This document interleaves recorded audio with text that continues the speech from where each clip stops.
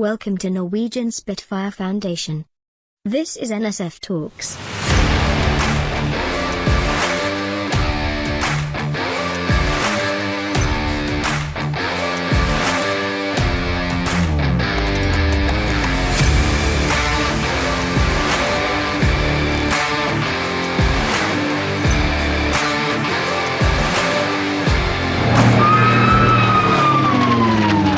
Hello, once again, and welcome to NSF Talks. NSF Talks is a podcast series aiming to dive deeper than ever before into the complexity of Norwegian Spitfire Foundation, our mission, and the various of people that are involved in helping us achieve our goals. And that is to acquire, restore, operate, and maintain Spitfires.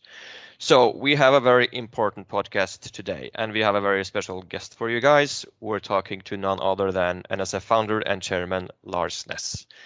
Lars was born in the city of Levanger in Norway, but can now be found just north of Oslo Airport in Maura. He has a lifelong passion for aviation and started early on flying gliders and took his commercial pilot's license in the United States in the 1980s. In 1999, he started flying warbirds for Scandinavian Historic Flight and is widely known for his legendary P-51 Mustang displays. He's also flown many displays in the A-26 Invader and the Spitfire. He also enjoys flying his own Booker Jungmann when he's not flying for SAS or chasing clouds in a warbird. So welcome, Lars. Thank you very much. We have to just get right on it and address a very important event that happened just last Wednesday. This was a monumental landmark for NSF and our core mission. So could you just talk us through what happened on Wednesday and what this means for NSF and how all this came to be? Right. I'll have to go back a little bit in time, I think, and give you a little bit of background. As many will know already, we found the remains of a Norwegian wartime Spitfire in the Netherlands in 2018 with the help of historian Cato Gunfeldt. I won't go too deeply into the finding of the Spitfire or the remains of it. We can probably cover that perhaps later on, but this gave Norway a unique opportunity to restore to flying condition and bring back home to Norway a Spitfire with Norwegian wartime history. This particular aircraft was delivered brand new from the factory to Norwegian 331 Squadron on the 24th of July. Both the Norwegian squadrons were at the time stationed at Tangmere in southern England in preparation for the invasion. And actually, at this point in time, the invasion had already happened, but they were still stationed in the south of England, and they moved around quite a bit. So they were at Bognor Regis, Tangmere, Funtington, Ford, possibly other airfields as well. Like I said, this aircraft was delivered as one of brand new airplanes to both the Norwegian squadrons on the 24th and 25th of July 1944. It flew with the 331 Squadron with the squadron code letters F and F initially. Up until the 29th of December 1944, where it did an emergency landing in a field near Tubbergen in the Netherlands. This was just after its pilot, Carl Jacob Stausland, shot down Focke-Wulf 190 D9 and had a collision with his wingman, where his wingman came from above and took his propeller blades off. And of course, that forced him to either bail out or do an emergency landing. He couldn't get the canopy open, so he had to choose the latter and ended up in a field. He was unharmed. The aircraft was more or less intact. and this was the start of a 79 days flee through German-occupied Netherlands back to his squadron. And as far as we know, it's at least in time, it's the longest flee through German-occupied territory by any Allied pilot. And of course, this happened during the Ardennes offensive. The motivation for the Germans to guard this airplane was probably not too high. They were busy fighting, most of them, I would imagine. And it was also, like I said earlier, the 29th of December. It was midwinter. It was almost New Year's Eve, and it was snowing. So we don't know this for a fact, but probably they took the weapons. That was standard procedure, and possibly the engine. That was also more or less standard procedure from the wreckage. And then it was left unguarded, more or less, for a considerable time. We know that the tank cover, amongst other things, well, that's one of the parts of the airplane that we have. And a good thing about tank covers is that the military serial number on the airplanes are stamped on it. So there's no question of where that comes from. But that was taken by the nearby farm and used as a doghouse. But following up on that, parts were recovered from a local collector in 2018, and that is a unique opportunity to bring this aircraft back in the air and back to Norway. It's on the British Civilian Aircraft Register, and it's with the Aircraft Restoration Company at Duxford for the moment. Back to the two Norwegian fighter squadrons, and also the two other squadrons that Norway had, the maritime squadrons, 330 and 333 squadron, who also flew Mosquitoes. Their story haven't been told properly, and they have never gotten the honor and the attention that they deserve, because it all happened abroad. Norway was occupied by the Germans, and of course what happened here tends to be the focus point. What happened abroad wasn't that interesting, really, for most people. So the Norwegian merchant fleet with the sailors and the Norwegian airmen suffered a bit of the same fate when they came back to Norway. Their history was never really told properly. They never got the recognition that they deserved for their efforts and sacrifices. Our main mission, I would say, in NSF is to try and put that right with a flying Spitfire. You introduced this whole long monologue I'm about to embark on by talking about last Wednesday the 16th of June. The Norwegian government, they funded the project with 4 million Norwegian kroners. 4 million Norwegian kroners is a lot of money. It's not enough to rebuild the whole airplane. That will cost us about 30 million Norwegian kroners. But the recognition and the start-off point that this allows us to embark on is really, really important, especially the recognition by the official Norway.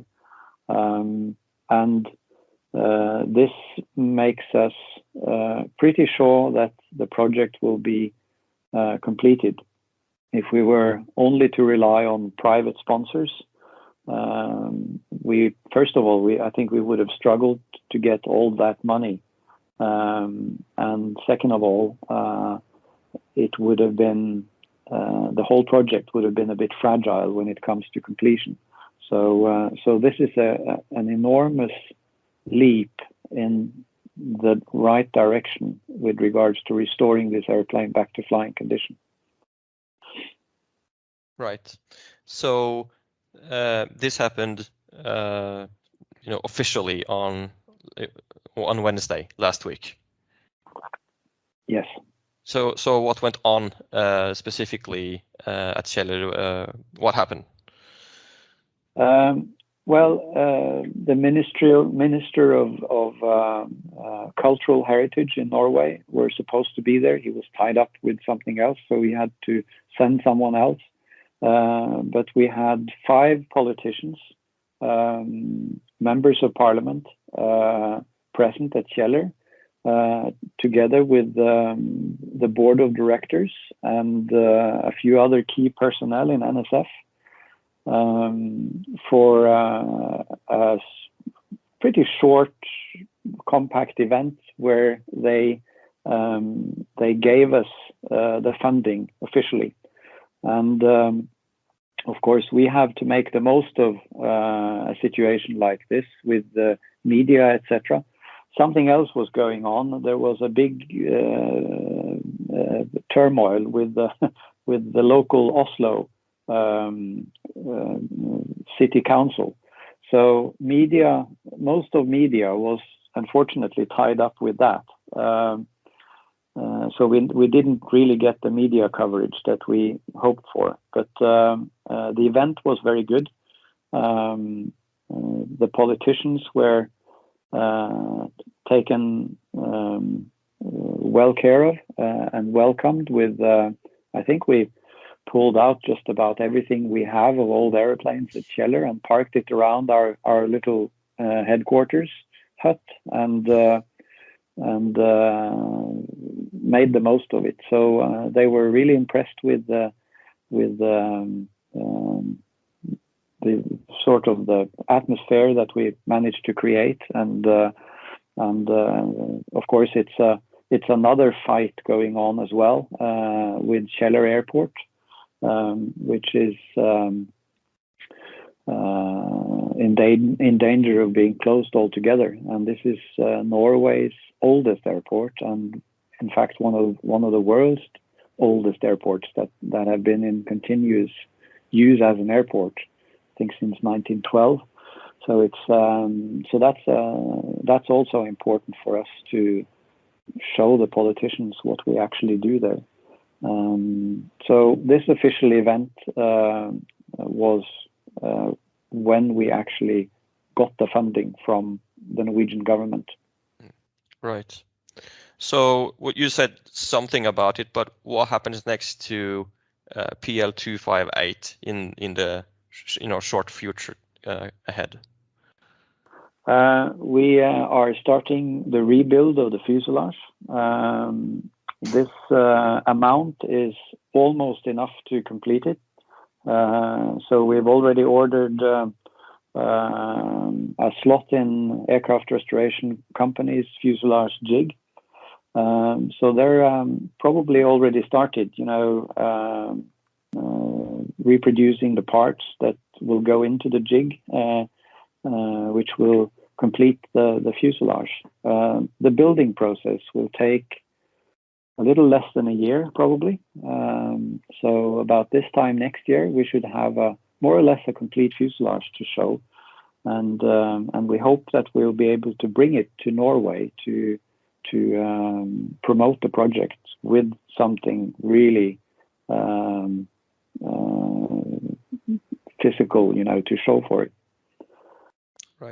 Right. So very interesting days ahead when it comes to the rebuild of PL258 and Norwegian Spitfire Foundation. So, but it's now 2021. It's been NSF have been operating or existing for some time, but I'm sure we're going to circle a little bit back to that later on.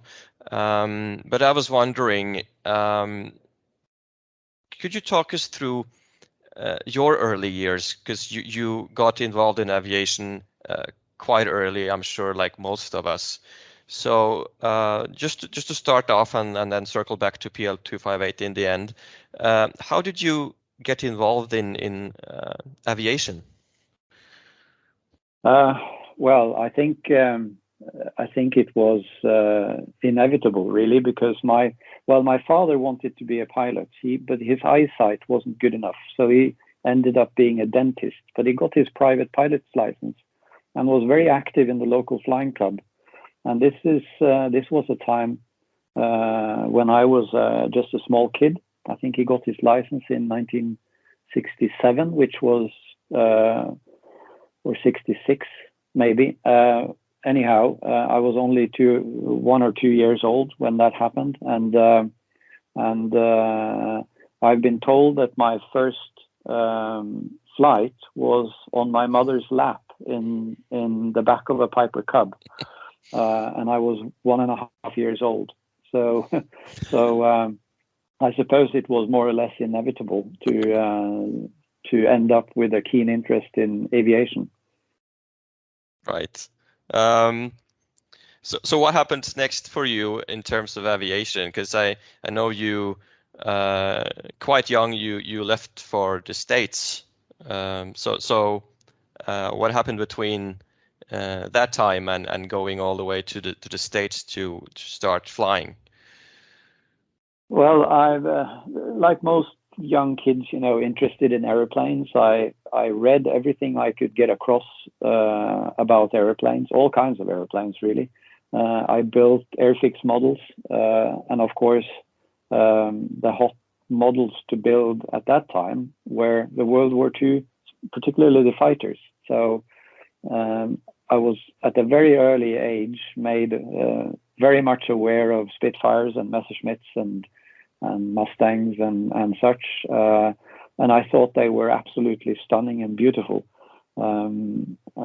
So my interest quite early took a direction towards World War II aviation. As you said, I went to America for my pilot's education. Before that, I started flying a little bit of powered airplanes, but in particular gliders, as well as, of course, radio-controlled airplanes as well. So I did everything I could in the direction of aviation, airplanes, and flying. And in 1986, I left for the US to get my commercial pilot's education. I applied for the Air Force. They didn't want me, so I had to take the other path. I spent about 3 years in America, in the United States of America. The education itself took about a year. And then I spent some time flying as an instructor, as well as flying cargo flights and a bit of commuter flying with small twin-engine airplanes. And after that, I went on to do crop testing and did 2 seasons of crop testing. Very intense flying. For me as a pilot, that was probably what really made me into a proper pilot. Flying very heavily loaded airplanes. They were all tail draggers, tail wheel airplanes, with the challenge that involves. Big piston engines, radial engines on some of them, and everything happened, of course, below 50 feet. We were hardly ever above 30 feet, actually, of altitude, and some of the flying was also formation flying. So without really thinking about it, I probably got a lot of what is desired in a warbird, what we call a warbird pilot these days. Tail wheel, low level, big piston engines. And then I've always been quite keen on doing aerobatics. So every chance I had to, when I got my hands on an aerobatic airplane, I would go out and do that. And my last job in America was as an aerobatic instructor at Van Nuys, just outside of Los Angeles. And so with aerobatics and the aforementioned qualities, I had a lot of the background that, first of all, you would get flying fighters in the Air Force as well. So when I eventually went back to Europe and Norway, I had acquired, some skills that were in demand with warbird operators. Yes. Talking about the civilian or the commercial part, what did you first get yourself involved with when you came back to Norway flying commercial? I had, because I spent 3 years in America, I had enough flying hours to qualify as a captain on smaller operators. So in fact, I had a couple of jobs to choose from.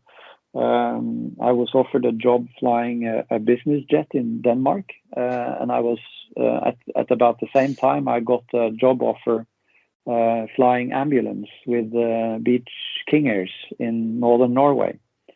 And I chose the latter because first of all, it was in Norway, and my goal was to get a job with one of the 3 larger airlines in Norway. It was at that time Scandinavian Airlines. It was Braathens and Widerøe. And as my goal was to get a job with one of those, I thought it would be, first of all, it would probably be a better experience to fly in northern Norway on the short field network of airports rather than flying around in Europe in a business jet. Second of all, it was in Norway, so I would be, sort of closer to my final goal. So that's what I started doing. I flew almost 4 years Beech Kingers in northern Norway doing air ambulance flights. Right. So, but at the same time, I presume you got yourself involved with Scandinavian Historic Flight and Anders Sæther. So could you talk a little bit about that and how you got involved then? Because I know that you started flying as a co-pilot on the Invader, and so what was that like? Because you weren't like 40 or 45 years old. You were quite young. Yes, I was still 23 years old when I started flying the A-26 Invader, and a bit of a coincidence, really. I knew that there was. I knew about Scandinavian Historic Flights, and they were at Kjeller Airport doing an annual inspection on the Mustang in one of the hangars there, and I just simply walked over and said hello, and I hung around and was given a rag to polish the wheels on the Mustang, and started talking, particularly with Anders Sæther, and I suppose he sort of took an interest in my background, and a couple of days later he called me and asked if I would like to fly as a co-pilot on the A-26 Invader. And of course you couldn't say no to an offer like that, so off we went. And this was when I met him first at Kjeller. This was in the spring, so we were just coming up to the airshow season, and went off to all kinds of places, at air shows in the right seat of the A-26 Invader. And this was before I got my job flying with the air ambulance. I was still working on converting my American licenses to Norwegian. So I had the time to do it, and it was just absolutely fantastic. First of all, it's a fantastic airplane, but getting into the sort of the warbird community at an early age like that was just a dream come true, really. And I guess in some ways quite lucky, but like you say, I'm sure you had the credentials that he took an interest in. Do you remember your first flight, flying the Invader as a captain? I remember flying it as a captain very well. It was we were going to an air show. The air show was at Texel in Holland, and I had this was just a couple of months, maybe not even that. I can't remember exactly the timing here, but it wasn't long after I started flying for Scandinavian Historic Flight that we had an American, Vernon Thorpe. He came over from America. As it was an American registered airplane, it was all American licenses that counted, and everything. So he gave me a type rating on the A-26 that you would have to fly it as a captain. And then just days after that, if it was even that, maybe it was the day after. I think it was very close. We set off for this air show in Holland. And I was still 23 years old, flying as a captain on this A-26 Invader. And it all went from one fantastic event to the next for me personally. So it was a great time. It really was. Yeah. When did you first start flying the Mustang, Old Crow? I first flew Old Crow. I think it was the year after, in 1990, the fall of 1990. We were at an air show in Jönköping in Sweden, and I was flying the Invader, and Anders Sater was flying the Mustang. And then a lovely, calm, nice afternoon, I was offered, I was asked, would you like to have a go in the Mustang?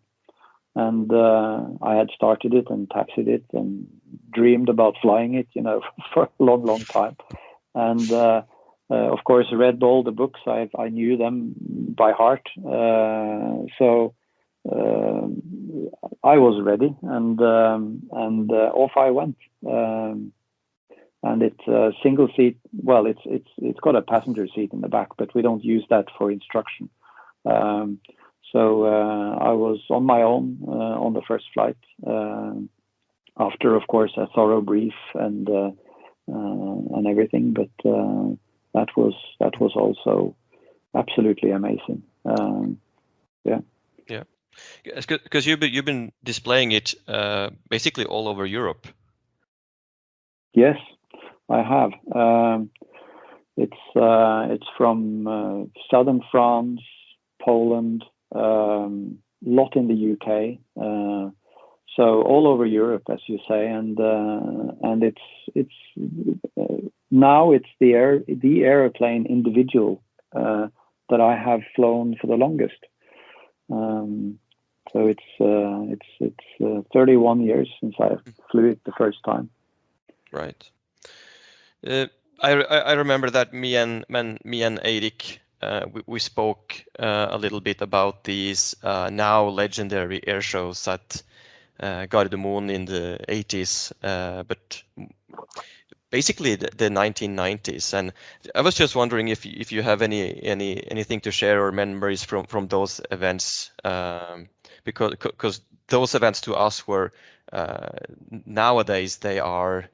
You look upon them as I don't know, something of a legend. So, do you remember anything from those events? Oh yes, in 19, I think it was 1989. The big air show at Gardermoen, wasn't it?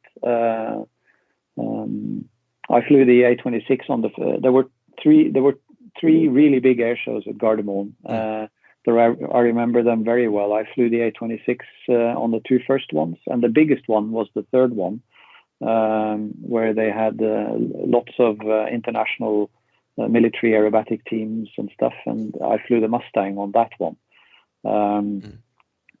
Another one that I remember very well was Kjevik in 1989.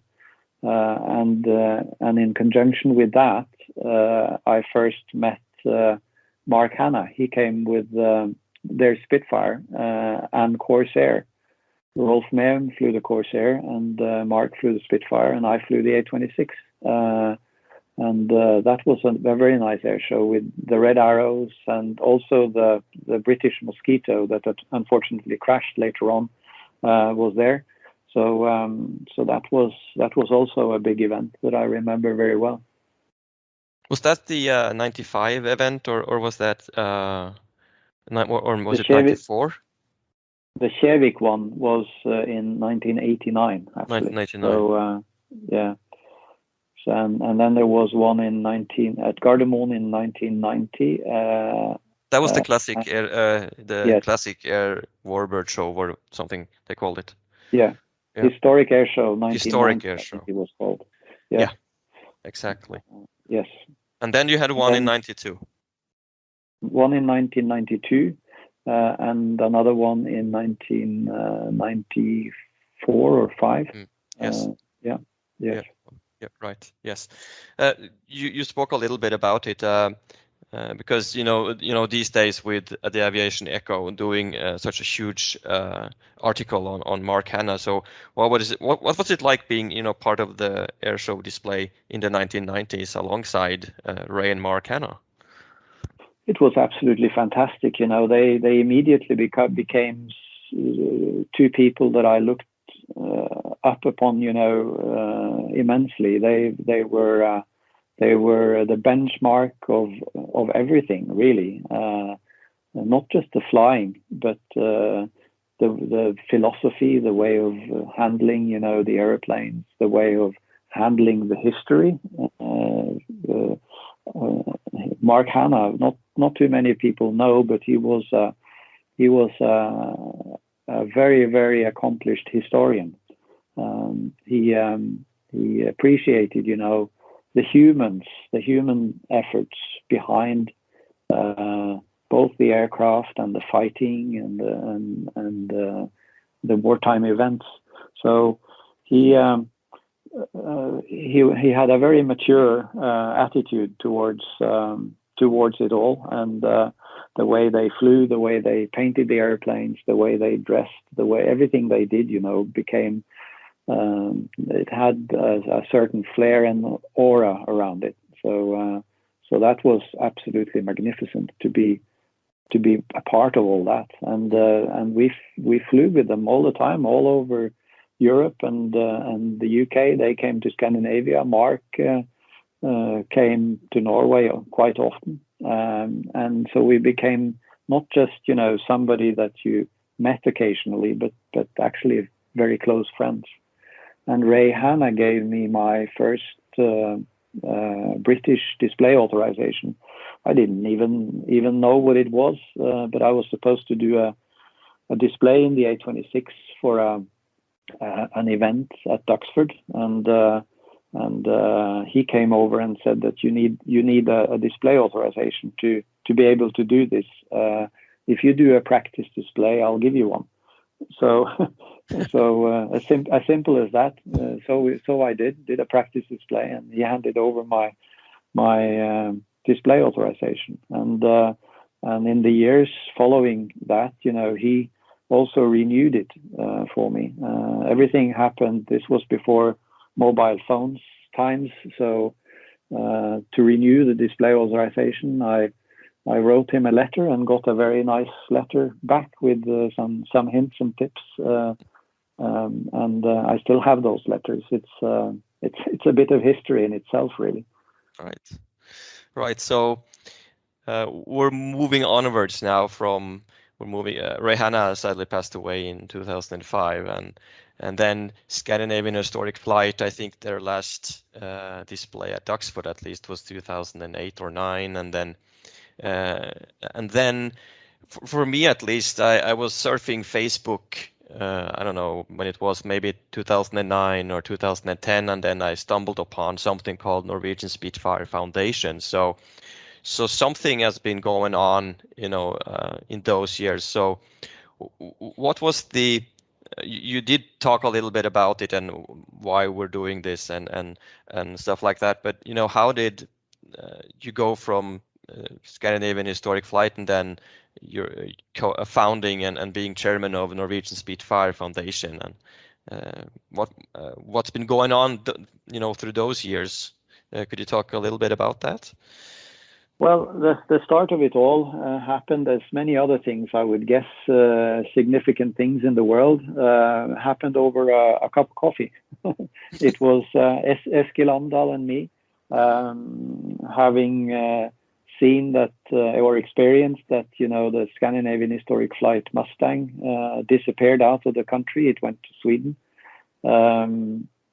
And we sat down and had a cup of coffee, and we more or less just agreed that what we really should have in Norway, with the history of this aircraft in the Norwegian Air Force, we really should have a flying Norwegian Spitfire. And probably a bit immaturely at the time, we were both, of course, very much aware of the history and everything, but we probably had more focus on just getting an aeroplane at the time, rather than the greater cause that we have focused more and more on in recent times. But that was the start of the Norwegian Spitfire Foundation. I think we made up the name there and then, and it was a little later than you indicated. It was in the fall of 2012. Right. So it's 10 years next year. And then it ended up being I think we had quite a few cups of coffee, because we ended up pretty much drawing up much of the philosophy that we still have in the Norwegian Spitfire Foundation. We decided, if we're going to succeed, we need to try and look through, the whole vintage aircraft community in Norway and recruit the best people that we can find. There has been a history of a little, how should I put it? The previous organizations in historic aviation in Norway have been a bit exclusive. But we wanted to be inclusive. So we very early, agreed that we won't exclude anyone. Anyone who wants to come and take part of this is more than welcome to. And everybody we asked, to come aboard from the starting point said yes, and all of them except one who, for family reasons, had to pull out. He just didn't have the time to devote to this.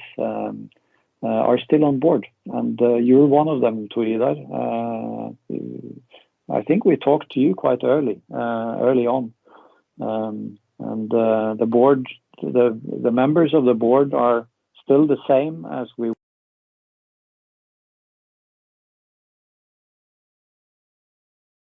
Yes, because I believe that was back in 2013 that I think I was approached. I don't remember how. And then I brought some of my people, or people I just came to know, into the fold. But then, we're going on 10 years now, and then we have been operating other aircraft like the Mustang and the Norseman and the Harvard and so on. So could you say something about the idea behind operating other aircraft and why? Well, in the early times, whenever we mentioned Norwegian Spitfire Foundation, we were more or less met with who are you? What are you up to? And this, of course, we had just started up. We weren't known for anything. So we had to do something to sort of put ourselves on the map in historic aviation. The Norwegian Harvard, LN Techs, one of the first, if not the first, so-called warbird, came to Norway in 1979. So it's a very well-known aircraft in Norway. The owners we thought at the time were in between sort of operators. So we decided that perhaps it would be a good idea to ask them and see if they would let us operate their Harvard. We were again met with, the same sort of questions. Who are you, and why should we do that? So we had a meeting with them.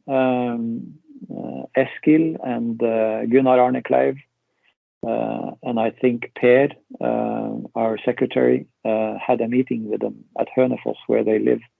And we managed to come across as more or less serious people. So we were given the responsibility of operating LNTEX.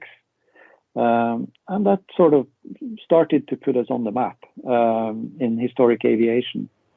The old Scandinavian historic flight Mustang, Old Crow, were sold to an Englishman, Sean Patrick. This was, I believe, also in 2013, 2012, 2013, and also he were in lack of an operator. At that point, I had gotten to know him because I had started to fly with him as an instructor to fly his Mustang. So when he needed someone to operate his Mustang, I told him, why don't you let us do it? And again, he was as the Harvard owners, he was a little skeptical. He didn't know us as an organization. He knew only me as an individual. But he went on doing that, and I think he's glad he did. We've had a very good relationship with Sean Patrick, and he's now just recently sold his Mustang. It's still on our operating permit in the UK, but he himself is out of the picture. So how many years is it? I think we took over the operation of the airplane in 2014. So it's almost 7 years now in operating the Mustang in the UK. He later on bought a Sea Fury that we also operated. Unfortunately, that Sea Fury had a forced landing following an engine failure last fall, so it's not flying anymore. But at one point, we operated both the Mustang and the Sea Fury in the UK. And then you have the Norseman as well. Yes. That's also a very significant milestone for NSF because, and this is also back in time. I think it was 2013. The director of the Norwegian Aviation Museum in Bodø, I knew him a little bit, and he gave me he phoned me and asked, do you think it's a good idea to buy a Beaver, because the museum, I think the museum would do good in having a flying aeroplane as well, just to attract some more interest to the museum. And I thought, first of all, I thought that his idea of also having flying aeroplanes as well as the static ones in the museum was pretty pioneering. It's traditionally been quite a tight wall between the static museum community and the historic flying community. So he was very pioneering in his thoughts, I thought. But just coincidentally, I had just learned that a Norseman was for sale in Sweden, and it wasn't just any Norseman. It was one of the first Norsemen delivered to the Royal Norwegian Air Force in May 1945. It was after the war, but it was before they moved back to Norway after the war.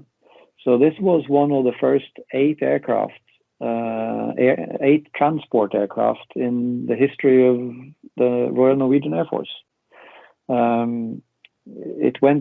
came back to Norway and spent a career in the Air Force. After that, it was sold to a civilian operator called Tor Solberg. He operated a small airline called Solberg Aviation, flew all kinds of things, taxi flying with people and freight. I think this aircraft was used to fly the newspaper Dagbladet from between Oslo and Bergen. He also set up a part of his company in Sweden, and that's why this particular airplane eventually ended up in Sweden. And it flew on floats up in the middle of Sweden on lakes. I think it was the company at least at some point was called Jämtlandsflyg. And then it went on to several private hands in Sweden. And coincidentally, when Erling Kjærnes called me, this aircraft was for sale. So I told him, Erling, I have a better idea. And I told him about the Norseman. And with the smallest possible margin, the board of directors for the museum went for it. And it was. I think Erling worked quite hard to get this approved by the board of directors with the museum, because a lot of them were skeptical and thought that this is just going to cost a lot of money and the exposure for the museum is very limited, so forth and so on. But I think we have managed to prove them wrong, and now it's a pretty much 100% consensus that it was a good idea to get this airplane, and it has brought the museum, a lot of goodwill and publicity. I think they have about 40,000 visitors a year in the museum. And in one active season, we displayed the aircraft for about 200,000 people. And when they saw those numbers, they didn't believe it was true, So I think we can safely say that it has been a success both for the museum and, of course, the privilege of being chosen as the operator of a I would call a significant historic constellation that the Norseman represents is very honoring for us in NSF. I agree. I think it's a brilliant idea to have something flying.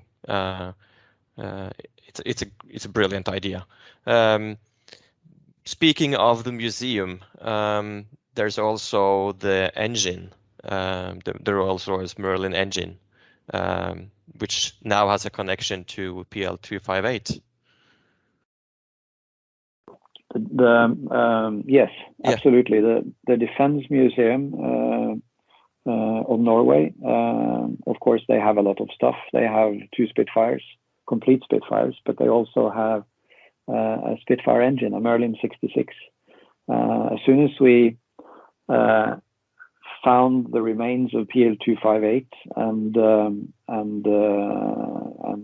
had the project, sort of registered and going, I approached again Erling Kjærnes, now being the director of the Armed Forces Museum, and asked, I know you have an engine in Bodø. Can we have it for our project? And he immediately said, yes, we can. And of course, there was a bit of red tape to be covered, but we managed, and we haven't been given the engine. In fact, we have been offered to have ownership of the engine, but it's still owned by the museum. I have a little hope that the museum also will finance the overhaul of it, but we'll see about that. But it's still owned by the museum, but it's placed for our disposal, and disposal is the wrong word, for our use, and of course it needs a complete overhaul to be airworthy. And if at some point the airplane PL258 won't fly anymore, the engine goes back to the museum. Of course, it will never leave the airframe, but it's the museum's engine. The significance is that the Museum of Defense is on board the project as one of the main sponsors and supporters. That is very important to us. Like I said initially, the significance of the moral support is often just as important as the financial value of the actual support. Right. And going back a little bit to how NSF came to be, and then changing perhaps just a little bit of a approach and involving maybe these veteran pilots or they're all this passed away now, but giving them honor and talking their names and things like that. I spoke to Knut and Eirik about this, and I think what stuck out to both of them was the Rolf Arne Berge event of 2017. So just a few words on that before we move on to my favorite question. What was it like arranging that 2017 event with Rolf Arne Berge as the main theme? It all came about around the Jubilee Air Show at Sola Airport. They were funded by Avinor and also a little bit by the Air Force, I believe. And they had a good budget. So we were asked, if we could come to that air show with a Spitfire. We had already, the Norwegian Spitfire Foundation had already rented or leased a UK Spitfire RR232 owned by Martin Phillips the previous year on a different event. And then the idea came up, why don't we paint it in Norwegian colors? And there are no Spitfire more Norwegian than Rolf Arne Berg's Spitfire. He used his own aircraft as sort of a test subject in the fall of 1944. I think it was following the official establishment of the Royal Norwegian Air Force. And he wanted, his goal was to be allowed to paint up all the Norwegian Spitfires, both squadrons, in the pre-war Norwegian markings. They had the Norwegian flags across their wings and on the rudder. Rolf Arne Berg painted up his own aircraft to show, how it would look, and applied to keep it and also paint up all the other Norwegian Spitfires in the same paint scheme. The Air Ministry said no. The reason was because they may be mistaken for being German. I think it was more about probably still being very much part of the Royal Air Force. But the British, being polite, they gave a more operational reason for declining his request. So this paint scheme only lasted for what we think was about 10 days, maybe 2 weeks at the most, and then he had to repaint his aircraft back into the standard Royal Air Force scheme. But very good pictures were taken of his airplane, and we thought, what better way of honoring both him, Rolf Arne Berg, but also all the Norwegian Spitfire pilots by repainting a Spitfire in his colors, the wing commander of both squadrons. So we did. It was quite expensive, and we were only allowed to do it in a wash-off paint that could be washed off afterwards. And it was in fact washed off as soon as we more or less set foot on British soil again. Even though it was a very colorful and nice paint scheme, and actually the owner of the airplane liked it quite well. But this airplane is a working airplane with Volpi Flight Academy. So, and because of that, obviously they wanted it back into Royal Air Force colors.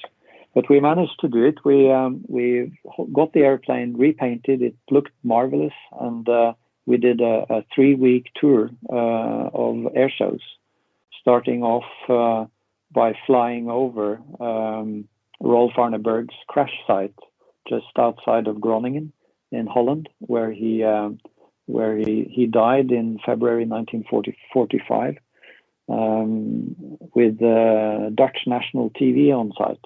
So that was the sort of first very significant thing we did with it. And then we went on to an air show in Holland. We went to Sweden. We went to Stavanger, Sola, as I mentioned, for the big air show there.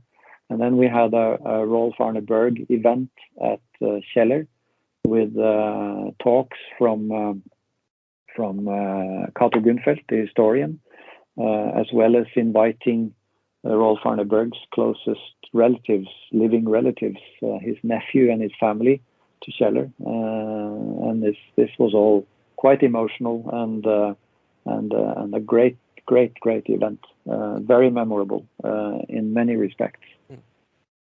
Right. Yes, because I think we all remember that year specifically as an amazing year. But now we're looking forward also to some very interesting years ahead with PL258. And one of those things that we didn't really mention, and now we're talking about these pilots, is that PL258 were flown by many Norwegian pilots. Isn't that so? Yes, as I mentioned initially, it served with the squadron for about 6 months or almost, and it was flown by. We're not exactly sure about the number, and the reason for that is because it changed its squadron code letter at some point, and we're not exactly sure on the exact date. We think it was in the end of November, where it went from the letter F to the letter K for some reason. And we don't know the reason, and we don't know the exact date, but we think it was flown by about 20 young Norwegian pilots coming from all over Norway. It flew 81 combat missions and shot down with 2 different pilots 2 German fighters, both Focke-Wulf 190s. The first one was on the 6th of August, 1944, and the second one just before the emergency landing on the 29th of December, 1944.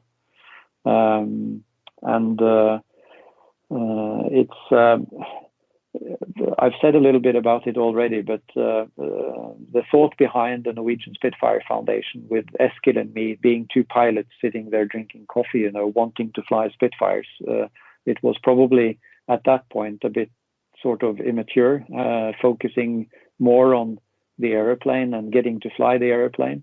As we have started to dig into the history, a history that we were aware of it, but not nearly to the extent that we should have been. And like most Norwegian people, don't know too much about it. We were made more and more aware of the history of the Norwegian pilots and the efforts and sacrifices they did during World War II, and the focus have shifted quite significantly from focus on the airplane to being focus on the history and the people, which of course is the most important part of it. So PL258 will be used actively to convey the history of the Norwegian airmen, not just the fighter pilots and the fighter squadrons, but also the whole effort with the 2 other aforementioned Norwegian squadrons, and particularly to the younger generation. And by having a flying aeroplane, of course, we can fly it around the whole country. We can land at local airfields, inviting school children, to come out and see it and experience the airplane flying, and a guaranteed way of getting a young person to look up from their iPhone is to have a flying Spitfire. Yes. So I think it would be a very engaging and a very effective tool to convey the history of the Norwegian airmen. Good. And that is the key point, because when I'm talking to these other guys, their memories is not of a museum, even though those serve a purpose as well. It is the sight and the sound and the flying that sort of kicks off their interest in historic aviation. I think that goes for basically all of us. So this is very important, if you ask me. Absolutely. Yes. Yeah. Yes, we're heading on an hour now, so I'm going to finish off. We managed to circle back to PL258 like I set out to, at least. So, but there's one last question that I made a thing out of asking everyone, and that is your favorite mark of Spitfire and why. Well, it's hard not to divide that question into two, because I'm not a historian, but I'm historically interested, and of course, doing what we're doing with PL258 and the fact that the Norwegian squadrons were operating Spitfire Mark 9s for most of the war at least. And also post-war, we had Spitfire Mark 9s in Norway.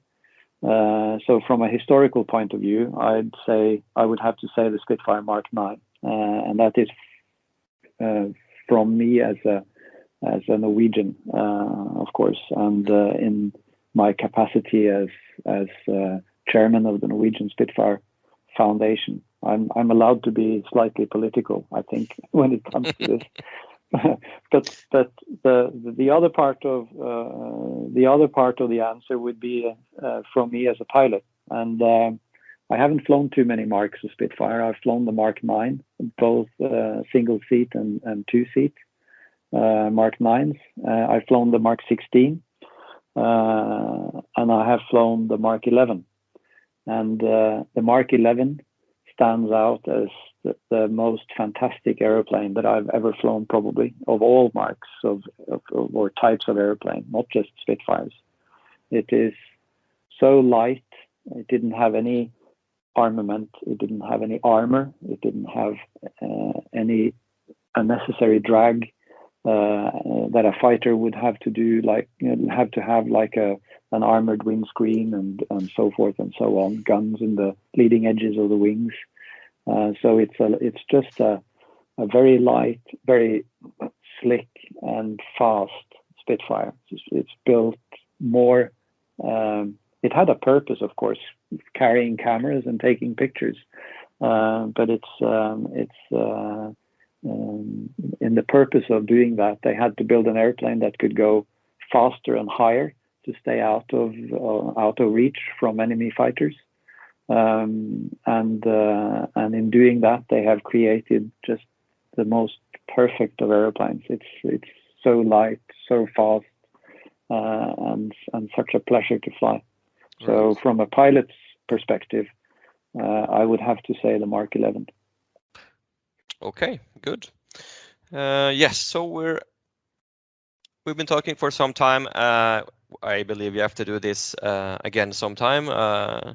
There will be more NSF news as we progress into 2022, and there will be air shows again, and PL258 hopefully will be taken back to Norway to be on display as it is. So with that, thank you, Lars, for taking your time to talk to NSF Talks. Hopefully people will have enjoyed this conversation, and from all of us to all of us, basically, we really hope that PL258 will fly again soon.